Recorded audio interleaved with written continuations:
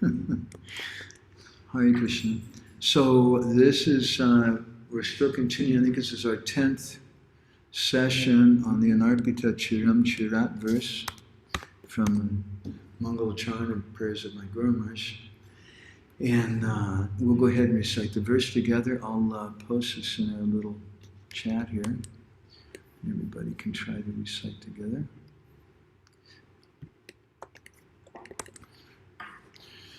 Anarpita chirim chirat karuna avatirna kalo samarpayitam manuchalarasam svabhakti shriyam Hari Purata Sundara Dyuti Kadamba Sandipitaha Sada Hridaya Kandare Sparatuva Sachinandana.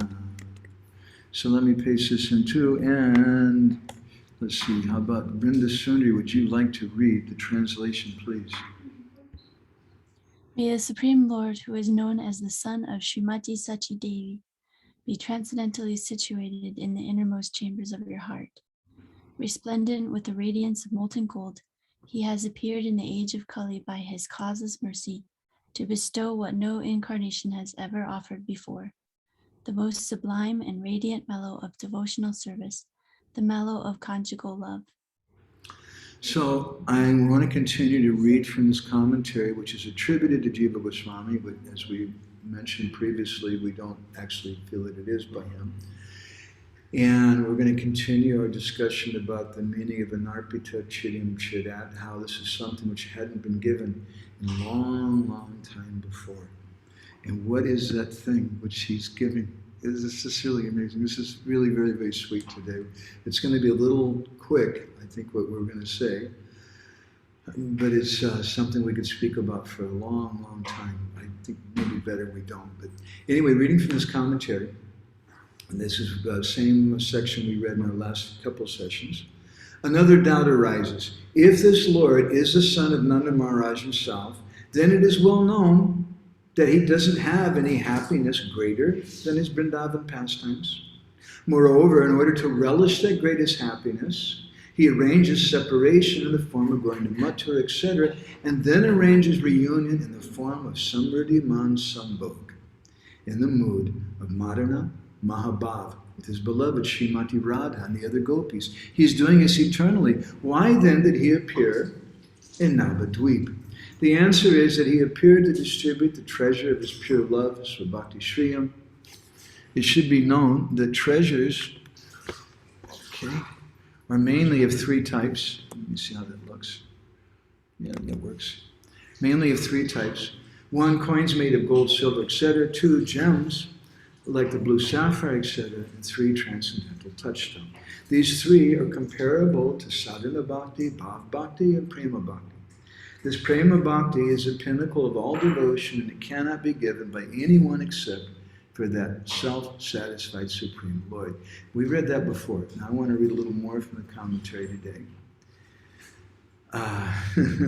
Now the definition of the highest variation of union, named Samriddhi Man Sambhog, is as follows. And he gives a quote from Ujjwal Nilamani, chapter 15, text 206. Durlabha lokayo yuno paratantriyat viyuktayo upabhogatariktoya kirtyate sa samriddhimam. When the lover and the beloved are unable to see each other due to being helplessly bound by social conditions, and if their union is suddenly made possible, then such a union is known as Samriddhimam Sambhog. And the commentary goes on. Now it is not possible for the lover and beloved to become helplessly bound to each other unless they've truly become one with each other. Moreover, in order to become truly Atmaram, self-satisfied, it is important for Radha and Krishna to become one with each other, because only in such a state of union will they not feel any incompleteness. Moreover, the variation of happiness named Madanakya Mahabhav is a culmination of all types of prema, and it is defined as follows. And again, he quotes from Ujjwal Nilamani, this is chapter 14. Yoga eva vavidyesha vichicha kopi madana This Madhanakya Mahabhav manifests only during union. End of quote. This also proves that the experience of Madhanakya Mahabhav is also possible in the complete union of Radha and Krishna.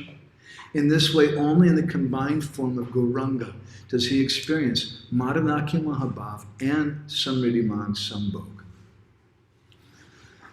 Due to being so overwhelmed with such Mahabhav, he has distributed his love freely without considerations of who is qualified and who is not, and thus he's maddened the entire world. It is seen in this world that when a king wins over the entire world and is returning back to his kingdom, his associates distribute wealth with both their hands on both sides of the king, and such behavior is not considered inappropriate. Similarly, Gauranga also distributes such prema without worrying about qualified and non-qualified people. He's also distributed such prema through his associates, viz. Nityananda Prabhu, and he's never taken back the prema that he's once distributed. He doesn't take it back. It's a nice point. There's no such thing as some premi bhakta falling down and leaving the spiritual world. Gurave Gurachandraya Radhikaya Tadalaye Krishnaya Krishna Bhaktaya Tad Bhaktaya Namo Namaha. So this is a really, really elevated discussion.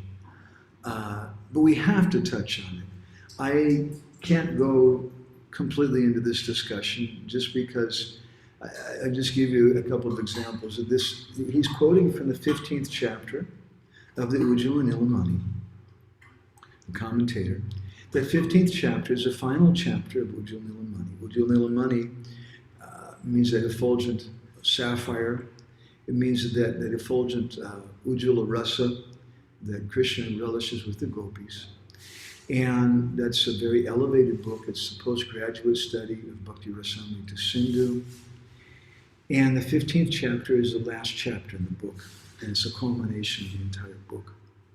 And when he speaks about, in that chapter, I should start a little more slowly, he defines 4 different types of separation. Purvaragas chatamana prema Vaichityam ityapi prabhasas chitti katito vipulambas chaturvidaha. Purvaraga. There's separation before they've met. They've heard about each other. Radha and Krishna have heard of each other. But they're feeling separation already. Then there's man, the loving sulkiness of the beloved. And sometimes Krishna also becomes man. We tell some stories about that sometimes. But generally it's Radha. And there's some separation due to that. Prema Vaichitya is that extraordinary separation felt when the lover and the beloved are together. And then there's Prabhas. And Prabhas is of 2 types, Dura Prabhas and Sudura Prabhas. Dura Prabhas means intense. And that's when Krishna leaves to go to Kamyavan, or Bandiravan, or one of the forests of Braj during the day. And the gopis can't see him for 3 or 4 hours. Until the noontime pastimes take place.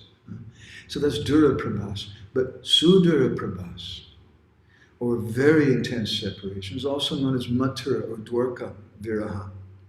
And that's when Krishna has left Vrindavan and gone to Mathura and Dwarka, and the gopis, they don't know, are we ever going to see him again or not? With Dura Prabhas, they're feeling great separation, but they have some understanding. We're going to see him later on. So in the same chapter, he speaks about different types of union. And there's Mukhya and Gona union. Mukhya union is that sambhog which takes place in the waking state. And Gona is which takes place during a dream. So Rupa Goswami defines, he says, Mukhya Jagrat Avastayam Sambhogasa Chaturvidaha Tanpurva Ragato Manat Prabhasa Jayata Kramat Jatan Sankshipta Sankirnan Sampana Vidimato Vidu. That this Mukhya Sambhog, it takes place during Jagrat Avastaya, or when during some waking time. And Sambhoga Sa Chaturvida, there's 4 types of it. From Purva Rag comes Prabhas. Purvarag arises as Sankshipta Sambhog. The Sankshipta Sambhog, Sankirna Sambhog, Sampanna Sambhog, and Samriddhiman Sambhog. Sankshipta Sambhog, the word Sankshipta means something which is brief or abbreviated. And that's when, during Purvarag, Radha and Krishna are feeling separation, but then they get to see each other for just a moment, or something from a distance. So it's Sankshipta. It's not fully satisfying. It's just for a moment. They see each other. It's very brief, it's abbreviated. And then from Man, Viraha, from these 4 different types of separation, there's 4 corresponding types of union. And this seems very, very high, very impractical for all of us. I want to try to bring it home a little bit and speak about how it is practical for all of us too. So when Man takes place, when the heroine is angry, and there's 2 types of Man according to Rupa Goswami. There's Hoitaki Man and Ahoitaki Man. Anger with a reason, because you forgot the anniversary, or Krishna didn't show up because when he's supposed to meet Radha, and he has some lipstick on his face from some other gopi. That's anger with a reason. But sometimes Radharani just decides to become angry just for no reason. And I often tell this to husbands that God gave women the right to be angry for no reason. It's right there in Ujjwala Money. You have to accept it. So he doesn't, there's no corresponding type of sambhog for prema vaichitya. Because prema vaichitya, there's already union. They're already together, but they're feeling separation. But there's 2 types of sambhog which correspond to prabhas. Right? And we talked about prabhas. Remember, there's 2 types of prabhas. Dura prabhas and Sudura prabhas. So Dura prabhas is the corresponding type of sambhog, a union. It's called sampanna. It's sampanna sambhog, which means accomplished. But that was really good. It wasn't so easy, but the gopis got to see Krishna again after he'd been gone for 3 or 4 hours. But Samriddhiman Sambhog. Samriddhiman Sambhog is which takes place after Sudura Prabhas. It's fully enriched union. Samriddhiman basically means fully enriched. It's described by Srila Prabhupada in his purport to Madhya Lila chapter 23, text number 62.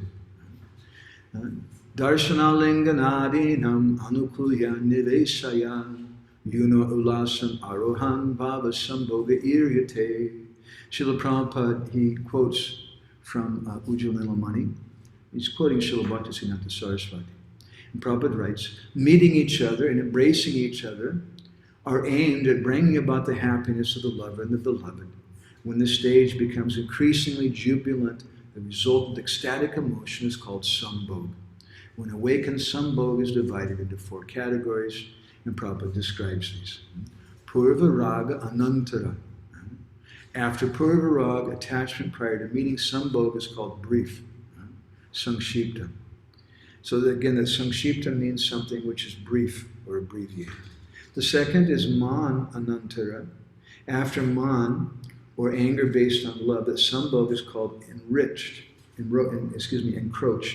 sankirna. And again, sankirna, general meaning is skinny. It's like, you're really lucky, Krishna, if you get back together again with Radha after all the bad things you did, and she was so sulky with you. The third type of sambhog, Prabhupada describes in his purport, is kinchit dura pravasa anantara. And Prabhupada translates, he says, after being a little distance away for some time, sambhog is called accomplished, sampanna. And then there's 4, sudura prabhas anantara. After being far away, sambhog is called perfection, samriddhiman, fully enriched. And Prabhupada says, similarly, the meetings of the lovers that take place in dreams also have these 4 divisions. But in general, sambhog has 2 divisions, gona and mukhya. The gona is in the dreams, and the mukhya is primary. And each one of those have these 4 different divisions. So why are we going into all this very high discussion? Because otherwise we can't understand Anarpita carim cirat. We can't understand what Sri Chaitanya Mahaprabhu came to give. It's not just that he came to give some ecstatic love. Krishna's also giving ecstatic love. But this love is something else. This is enriched. This is Samriddhi Man Sambhog, and it's Madhanakya Mahabhav. And we should learn something about these phrases. I'd like to read you again from a little something from Embankment of Separation. My Guru Maharaj described in the chapter about 3 logs of wood. And he says, with just a couple sentences, Krishna says, Dharo Brahma Murti Nitya Prakatita. I'll assume the form known as Dharo Brahma, because his murti will be carved from neem wood. Eternally I will reside in Sri Ketu Nilachal, in my form, as Sri Krishna Chaitanya. I will go there and experience Virahantaka Milan, union after separation. So this is Madhanakya Mahabhav. Madhanakya Mahabhav is the highest of all those different stages of love. Rupa Goswami in Ujjvalamani describes amongst the gopis as different stages, different levels of their love. Sneha Man, Pranaya Rag, Anurag Bhav, Ruda Mahabhav, Adiruda Mahabhav, Modanakya Mahabhav, and Madhanakya Mahabhav. And that Madhanakya Mahabhav is the topmost. When Mahabhav is there with Sudipta Sattvika Bhavs, or some flaming bhavs. It's called Ruda Mahabhav. And when they become Udipta, especially inflamed, then it's called, that Ruda, it's called Mahabhav. And Vishwanath Chakravarti Thakur quotes Ujjvalamani chapter 14, Modana Yam Pravishlesha Dasaya Mohano Bhavet Yasmin Viraha Vaivasyat Sudipta Eva Sattvikaha. That Modana becomes Mohana in the state of separation. Because of the lack of control during separation, the Sattvika bhavas become Sudipta, they become inflamed. So that Modanakya Mahabhav is also known as Adiruda Mahabhav. It's the aspect of Mahabhav in the separation. But when it goes a step further, then it's known as Madhanakya Mahabhav. And Rupa Goswami defines that. Yoga eva bhavet esha vichitta kopi madanaha yadvilasa virajante nityalila sahasrada. That during union, that Madan has some astonishing qualities. He says during yoga, yoga means to connect together. And it manifests as thousands and thousands of different pastimes. So, this is Sri Chaitanya Mahaprabhu. This Madhanakya Mahabhav is the highest aspect of love. Srimati Radharani, one of her names is Madhanakya Mahabhava Moyi. She is the personification of Madhanakya Mahabhav. It's a very high thing. And what relevance does it have for us? But if we don't understand something about this, then we can't really understand Sri Chaitanya Mahaprabhu, and we can't understand what he came to give.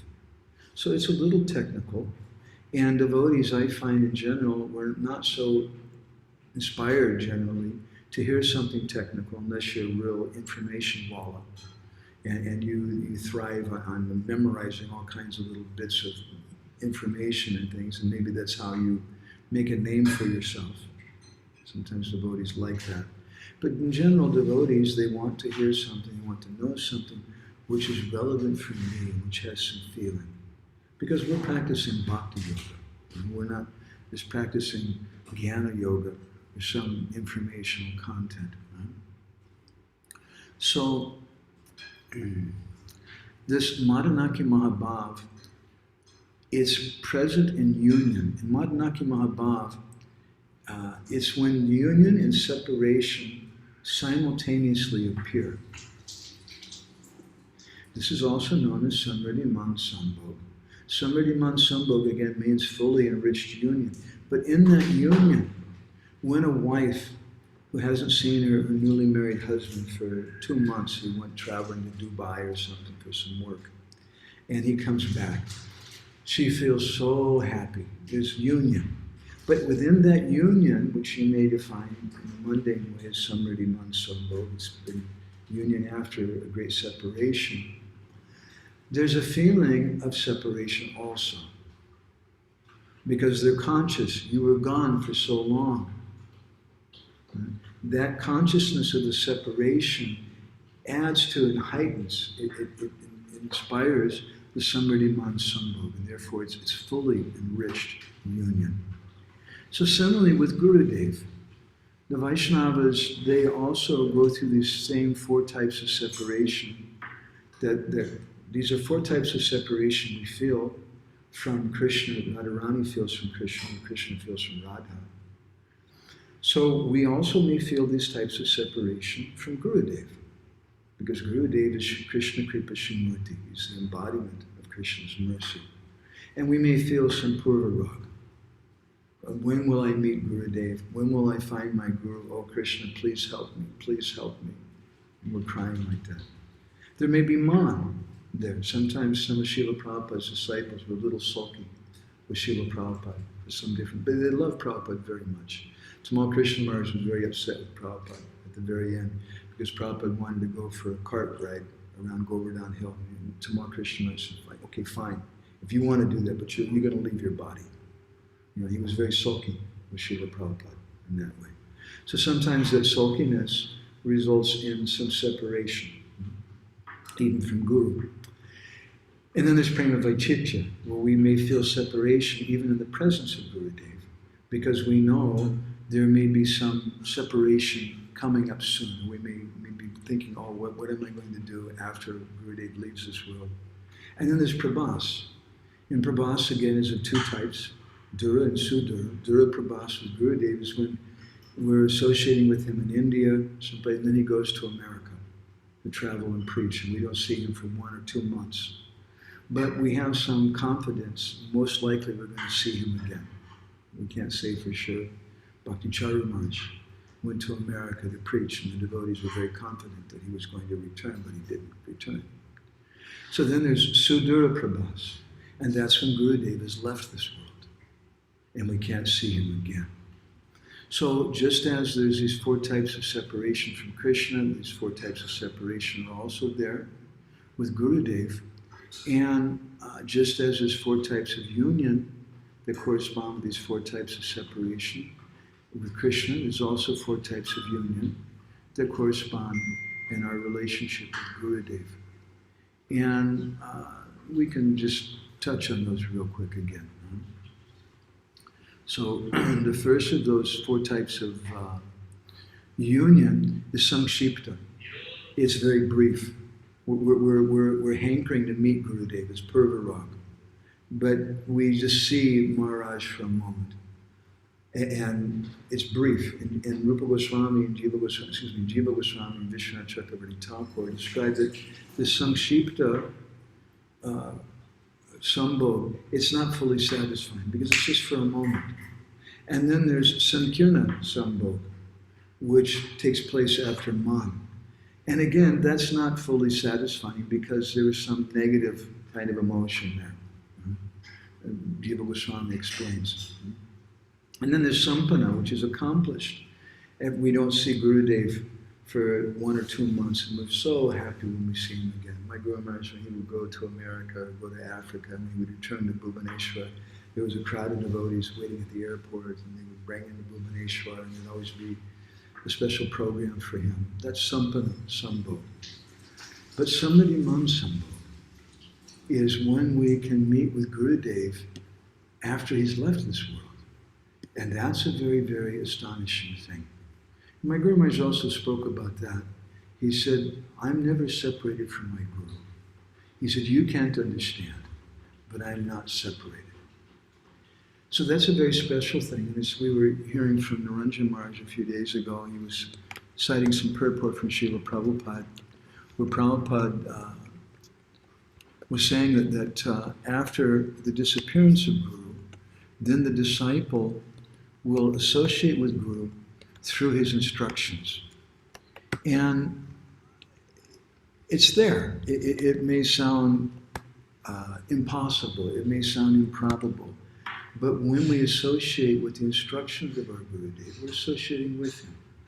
When your mother or father leave this world, even though they're not devotees perhaps, but you can honor and give dignity to your relationship with them by remembering the good things that they taught you. Maybe again, they're not even devotees, but still, you learn some good things from them. Otherwise, you wouldn't be in Krishna consciousness today. And so, by remembering their instructions, by remembering their character and things, you can dignify their disappearance by living with what they taught you. I'd like to tell you a story, though, which I told a few times. Some of you probably have heard me, but I just couldn't resist. It was really appropriate, I thought, for today. This is a true story. Happened in the 1930s. There was one disciple of Srila Bhaktisiddhanta Saraswati Thakur Prabhupada. And this devotee, he got initiated in 1933. He was from Guwahati, Assam. And when he got initiated, he was associating with the devotees in the mud. He was full of devotion, he followed the principles, and he chanted on his beads every day. And then Srila Bhaktisiddhanta disappeared from this world on the 1st of January 1937. So after Srila Bhaktisiddhanta's disappearance, that disciple started becoming weak in his practices. And he stopped associating with the devotees. And due to his work and other things, he was associating with non-devotees. And gradually, he stopped following all the principles until finally, he started eating meat. And it became so bad, he stopped chanting the holy name. And after a few years, he got sick, and he died. And per the Hindu tradition, his family were Hindus, they took his body to burn in the smasana, the cremation ground. And they put him on top of some logs of wood. They're getting ready to set it on fire. There's a sheet over his face. And then all of a sudden, that dead body sits up. It's a true story. The devotees were there and saw these things. And he started calling out, Prabhupada, Prabhupada, Prabhupada, meaning Srila Bhaktisiddhanta. And everybody who was there, they were a little surprised, to say the least. Huh? And some of them started running away. It's a ghost, it's a boot, it's something, right? And then he went back to his home and he told his family, that's it, I'm leaving home. Now I'm going to go and just serve my Gurudev. And they asked him, they said, what happened anyway? And so he told them this story. Okay, you can take it or leave it. This is some historical story some people relate. That when this devotee died, he saw two gigantic and very horrible figures. He saw the Yamadutas. And they came, they were very, very angry, and they took him to the abode of Jamaraj. And there on the way going to that abode, he was so thirsty. And a heavy sun was beating down on his head. And then he asked, please, can I have some water to drink? And they showed him, you can drink from this nice pond. And he looked in that pond, and the pond was full of vomit and blood and puss. It was completely, and he said, how can I drink this? This is so terrible. And they told him, this is the only thing you can have to drink on your way to the abode of Yamaraj, because you've done so many terrible things. So he became a little depressed by that. And when he got to the abode of Jamaraj, there was a long queue of great sinful people who were waiting to see Chitragupta. And Chitragupta was standing there with a book, and each person would come up, and he would open the book and look up, and recite that person's name, and read out to Jamaraj what good things and bad things they'd done. So finally it was his turn. And he was standing before Jamaraj, and Jamaraj asked Chitragupta, did this fellow do anything good in his life? And Chitragupta said, well, he was initiated by Krishna's great devotee, Srila Bhaktisiddhanta Saraswati. And when Jamaraj heard the name Srila Bhaktisiddhanta, he closed his eyes and he remembered Srila Bhaktisiddhanta. And then an amazing thing happened. Srila Bhaktisiddhanta appeared there. This is a story this person told after he came back to life. Srila Bhaktisiddhanta appeared there. This is Samriti Mansambhog. He appeared there in that place. And even though that disciple had betrayed him, he'd stopped following his instructions. He started eating meat and things. And so then Jamaraj, he asked Srila Bhaktisiddhanta, although Jamaraj is Dharmaraj, he's the Lord of Dharma, still he's asking Srila Bhaktisiddhanta, what should we do with this fellow? And before he answered Yamaraj, Srila Bhaktisiddhanta turned to that disciple and said, Badmas, rascal, and started chastising him very heavily. Why did you stop chanting Harinam? Why did you start associating with non-devotees? Why did you stop following the principles and eating meat and things? And when he heard his Guru Maharaj just chastise him, this devotee was crying and said, please forgive me, Guru Maharaj. And then Srila Bhaktisiddhanta said, okay, we'll give mercy to you, but when you go back, you should take Harinam again from one of my disciples. And he mentioned Srila Bhakti Daitya Madhava Maharaj, Prabhupada's godbrother. So, as soon as he was instructed to take reinitiation, then suddenly he woke up and he's laying on the smasana, the place to burn the body, and he started calling out his Guru Maharaj's name. And he gave up material life, and he went to Kolkata and he met the sadhu and took initiation from him again. And he told the story just before he left this world, and that this had happened to me, that I saw Guru Maharaj at this time. So this is Samriti Mansambhog, and we should have some faith in it. These things are very high things, but there's a reason we speak about Guru Gauranga. Because Gauranga Mahaprabhu, when he comes, just as we heard in this commentary on the Anarpita cirat verse, that just like a king, when the king conquers over the whole world, and he's got all the wealth in the world, and he's going back to his kingdom, his associates are walking along beside him with both hands. They're giving all kinds of wealth to everyone. And that's part of the program of the king. So Gauranga Mahaprabhu comes with his devotees. And Srila Bhaktisiddhanta Saraswati Thakur says it's an illusion if you think you can separate one from the other. And we can approach Gauranga Mahaprabhu through Gurudev. We can approach Radha Krishna through Gauranga Mahaprabhu because Gauranga Mahaprabhu has these qualities of Samriti Mansambhog, fully enriched union. It's fully enriched union because he's Sri Krishna Chaitanya Radha Krishna Nahi Anya. He's a combined form of Radha and Krishna, which takes place after separation. After we've been reading from this 47th chapter, the 10th canto, the Brahma Gita, after those very intense feelings of Radharani and separation, then Radha and Krishna become one. And that's Gauranga Mahaprabhu. And that's Samriti Mansambhog. That's fully enriched union. That's a manifestation of Madhanakya Mahabhav, where there's both union and separation. In Gauranga Mahaprabhu, like Ramesh says, two things are there. There's both union and separation. Union is there because he's a combined form of Radha and Krishna. But he's in the mood of separation. And when these two things, these two conflicting emotions are there together in one container, these two opposites in one container, that's known as Madhanakya Mahabhav. And so this is Anarpita cirat, Kaguna Alatina Kalo. This is something which had not been given in a long, long time. Something very, very special. Even Krishna himself doesn't give.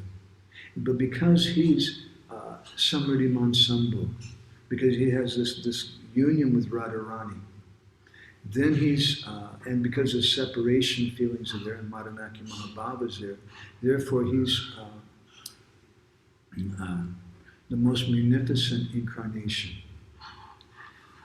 So I'm going to go ahead and stop there. I went longer than I wanted to go. It's a little difficult things to discuss. And I'm sure everybody has oodles and oodles of realizations about this very high esoteric topic. And I'm sure Brenda Sundar, she's got a whole bunch. We'll go ahead and start with her, especially because she has to go to Bhagavatam class in just a minute. Hey, Hare Krishna Bana, nice to see you. So Bindasuni, do you have any reflections you want to share? You have to unmute yourself. And really, we got to go in 15 minutes, so I want everybody to be a little quick if you can. I don't really have any. I'm just in awe.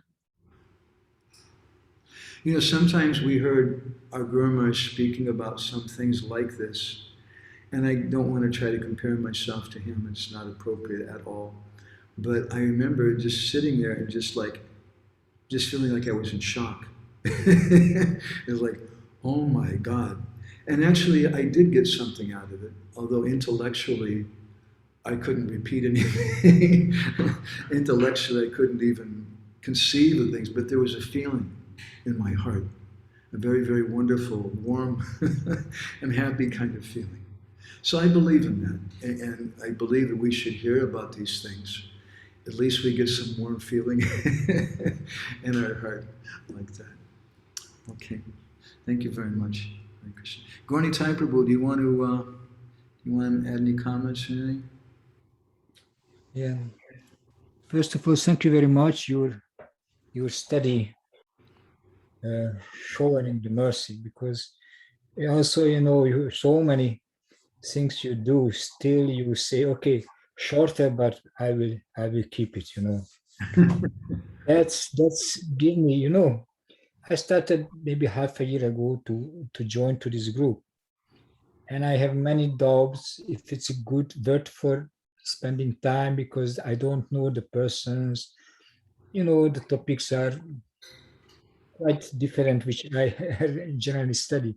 But for this time, after this time of being present and being present in living, not just recording and hearing the recording, that makes me a very, very nice feeling of stability.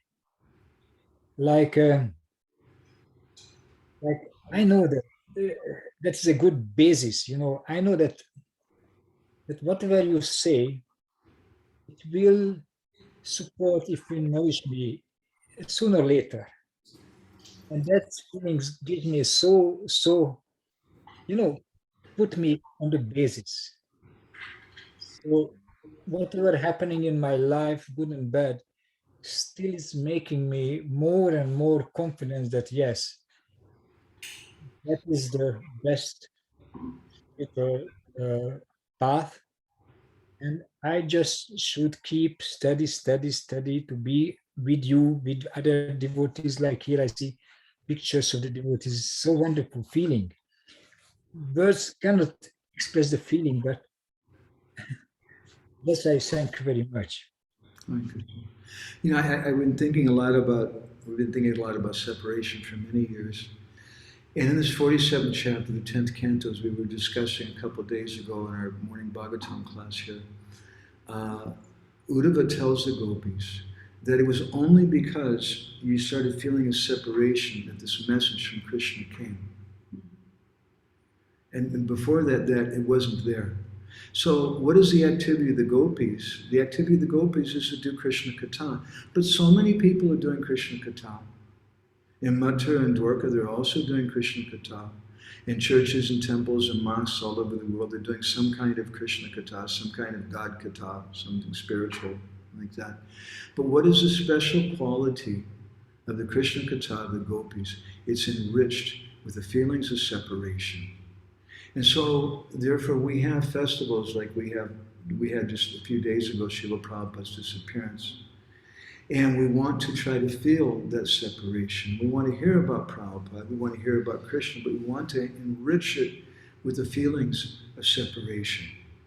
And as Srila Prabhupada writes in one purport, that this is a special quality of the movement of Chaitanya Mahaprabhu, these feelings of separation. And by experiencing the separation, we make very quick advancement. So that's just a little reflection on what you had to say. Thank you.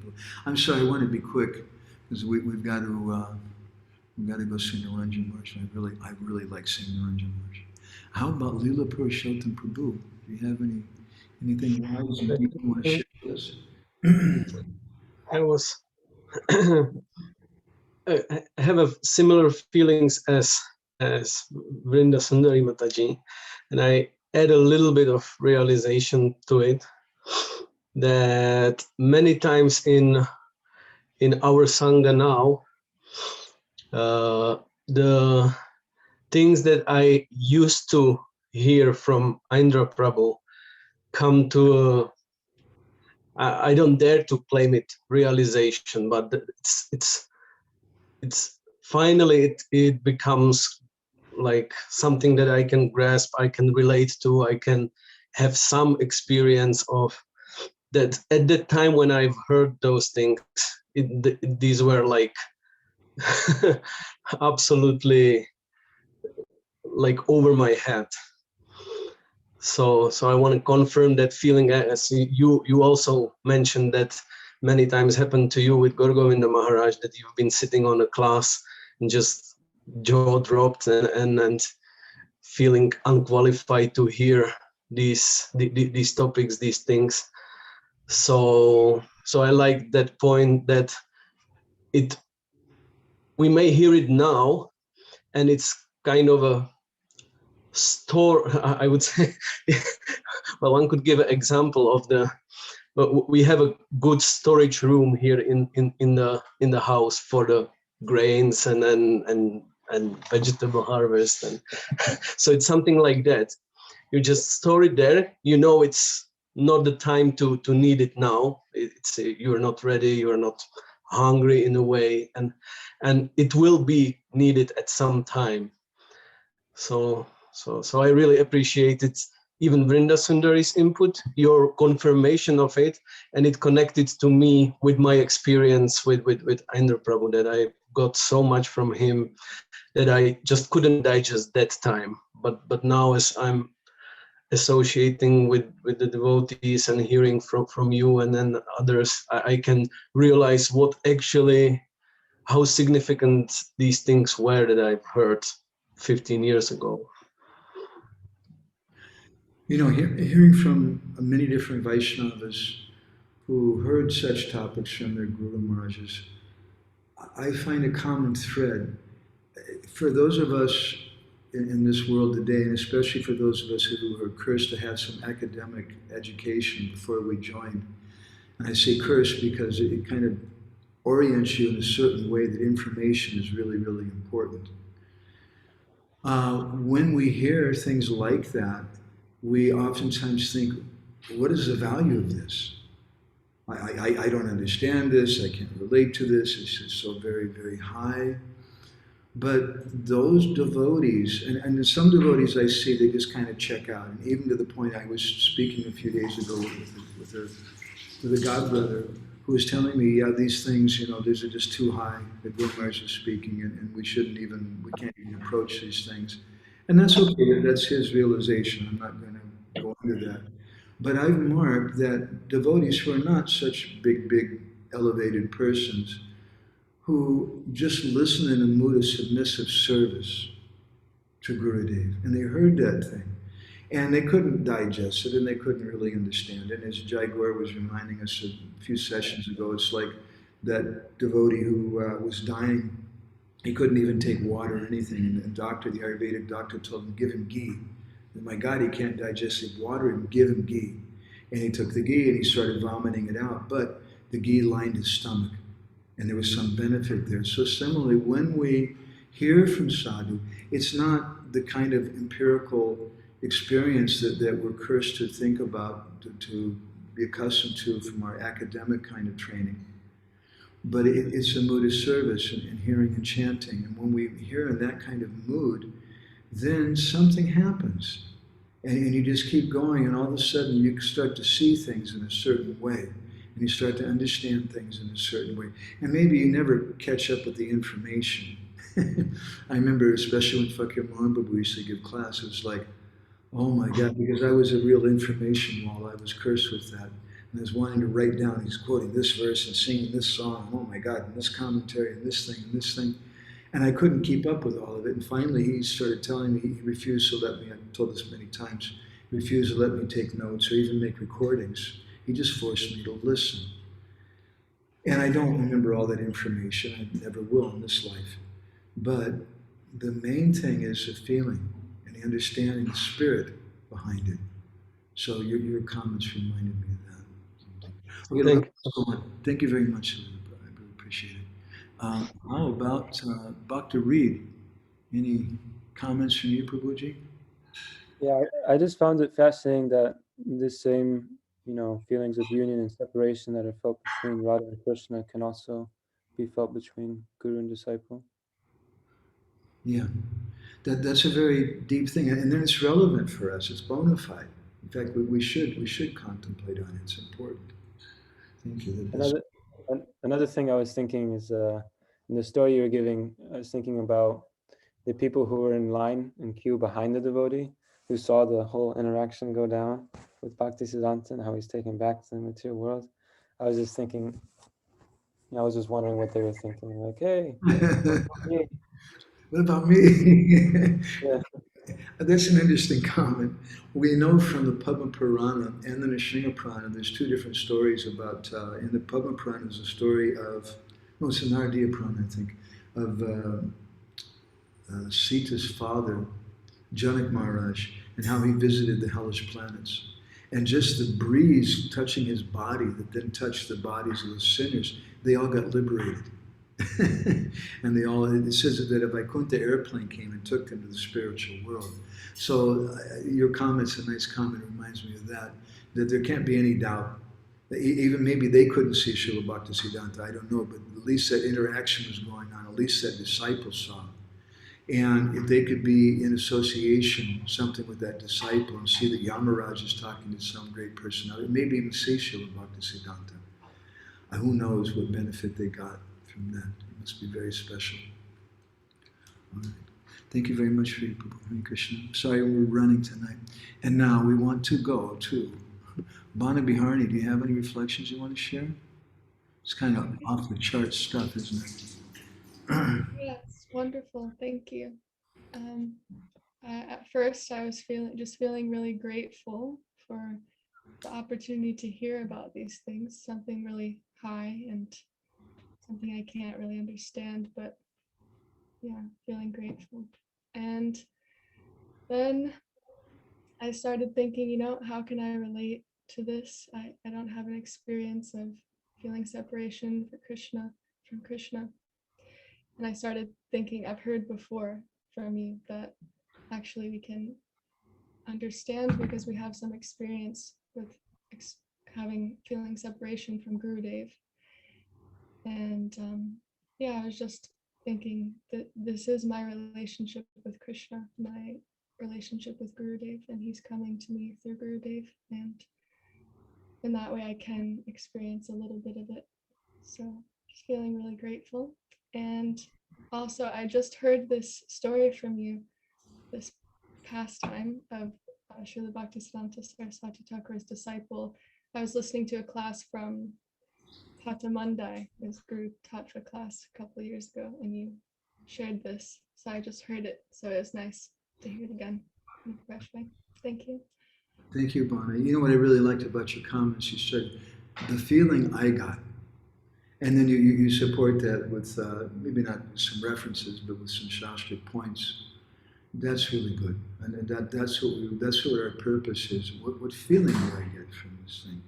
And Guru Maharaj, sometimes he would speak to us and he would these very crazy high things. And he would tell us, none of you are qualified to hear this. He said, you just sit and listen. And he said, I'm cursed, I have to speak this, because I just have to speak this. And he had to speak that, I feel, because Srila Prabhupada wanted that. He wanted that in his movement. It had to go on. And for the devotees, if we just set some of the devotees, I think they just kind of checked out. They just thought, this is not for me, this is just too much. And they just didn't serve that kata by giving their mind to it to the best way they could. But those devotees who gave their mind to it to the best of their ability and tried to serve to serve through hearing, it touches the heart. It does something. And that's our purpose, not just some information. Has Jaipur been nice? Has he been good? Yes. Took you a minute to think about it. I'm on a consistent streak. All right. Jaipur, do you have any reflections you want to share? Oh man. The only thing I was really thinking is that I just kept feeling like blessed that I'm even able to hear something like this, and that the conception that we're being offered is so far beyond any spiritual understanding in any tradition anywhere, and it's pretty amazing. That's all I was thinking. That's good. That's also a very good feeling. This is what we're here for. We have to. If we don't understand these things, we can't understand Sri Chaitanya Mahaprabhu properly. It's important. Just like you're married, you want to understand your wife. So you want to understand what she was like as a little girl and what her desires were and what she wants and things. So that's part of the relationship. So if we want to understand Sri Chaitanya Mahaprabhu, why did he come? What is his mood? It's such an all-important thing. It's interesting to me too, we were speaking a few days ago, I think it was in our morning session, about bhakti in the mode of goodness, saguna bhakti, and how there's three different aspects of that bhakti in the mode of goodness. One is that someone wants to be free from material desires. The second is that they try to understand the mood of the Lord. And the third is they want liberation. But that's bhakti in the modes of material nature, even though it's in the mode of goodness. And the second one can be a little hard to understand. How is it that it's in the material modes of nature to want to understand the mood of the Lord? And we reflected on that for some time and read some different things. And our understanding is that just as a young boy may try to understand a girl for his own selfish purposes, that's not pure love. That's selfish. But he's trying to understand her, and that's in the mode of goodness. That's nice. At least you're trying to understand the other person. But the special, astonishing quality of Mahaprabhu's movement, and this is why the gopis are independent thinkers, is they're not interested in any of that mode of goodness stuff. They just want to please Krishna wholly and solely. And that's very much connected with this topic of Anarpita Chidim Chirat also. So I want to stop there with you guys. It's 7 o'clock right now. Does anybody here in the room have any reflections you want to share? We've got 4 devotees sitting here. Krishna Kun, you have something? You have to come over here. Can you guys hear me okay? Okay, we have no microphone, it's just the computer mic because I'm on the road. Mayapur Dham, and here is Krishna Kun. But they want to see you, they're not going to be happy otherwise. Am I correct? Oh, Krishna. Okay.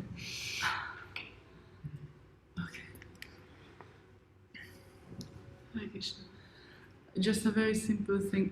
Speak louder. I love this story about Srila Bhaktisiddhanta Saraswati Thakur. I just feel that it's so hope-giving. And actually it reminded me of Srila Anjamaj, how just a few sessions ago he was speaking from Bihar Bhagavatamrita. And he was just emphasizing this simple point that Krishna is so very, very, very merciful, that we don't believe this. But because really he was speaking it with some realization, it has such an effect on my heart. And how is he so very, very merciful in his form of Shri Guru Gauranga. And I like that point that you made. Or did you? I did it, I paused it, I forgot to pause it. Anyway, I'm sorry to interrupt you. There is a reason that we are talking about Shri Guru Gauranga, that it's not only Mahaprabhu, but Mahaprabhu is not, as Srila Bhaktisiddhanta Saraswati Thakur says, that worshipping Mahaprabhu is not complete without worshipping his constituents, his separated constituents. It's an extended subject. It's an extended subject, and we need to worship his devotees, and through his devotees, really anything and everything is attainable, even somebody Masambhog, which is like impossible. And it was mind-blowing. Hare Krishna, dear devotees. Hare Krishna. Just a little reflection on what Krishna Kun was saying, that when the associates of Mahaprabhu come, that's an aspect of Mahaprabhu. And Mahaprabhu is experiencing this Madhanakya Mahabhav. He's Samriddhi Man Sambhog. And so also his associates are experiencing that too. But it's manifest in a little different way for us. So we experience it in a little different way. But that's our entrance. And we should focus on that. Just like Bhana Biharani was saying. Good. Okay, so I'm going to go ahead and stop. Day after tomorrow, we're going back to Bhubaneswar. My godbrother Holiday Marsh is giving initiation. He's insisting that I have to go there to do the fire yajna for the first round of disciples that he has. So I'll be gone for a few days, and I think we'll have our normal program next Wednesday, and our next Tuesday again will be our normal Bhagavatam class. Some of you Monday night. What about Saturday morning Gopi Gita? And Gopi Gita was supposed to be today. It's going to be Saturday morning, I think, but it's not going to be live. If you want to enter into that, you can do so, but you got to be a fly on the wall. You got to be really quiet. I'll be in the Bhubaneswar guest house for that, and we'll also have on Friday night. We'll have our Friday night, which will be your Friday morning for some of you. We'll have that virtual Jagannath Puri Parikrama going on. And tomorrow, I don't know if we'll live stream it or not, but we have a talk. But we're going to speak again about Keshi Damana Leela for a group of Russian devotees here in Western Kunj. So we'll keep them busy. Krishna. So nice to see everybody. Really, really warms my heart so much. And when I see all of you, it makes me very happy. We have this little Sangha. It's so special to have a Sangha with devotees that you feel comfortable with, that you express things for a long time and you feel some trust. You can say something. If I would say some of these things, oh my God, in some of our big temples, it would be the last class I'd ever give there because people wouldn't understand it. And it would be inappropriate to speak it there because you can't speak something so intimate unless it's an intimate crowd. And that's why I feel so blessed by your association. Thank you very much. Srila Prabhupada ki jai, Samaveda Bhakta Binda ki jai, Vanchakalpatarubhishcha, Kripa Sindhu Devacha, Patitanam Pavanebhyo Vaishnavebhyo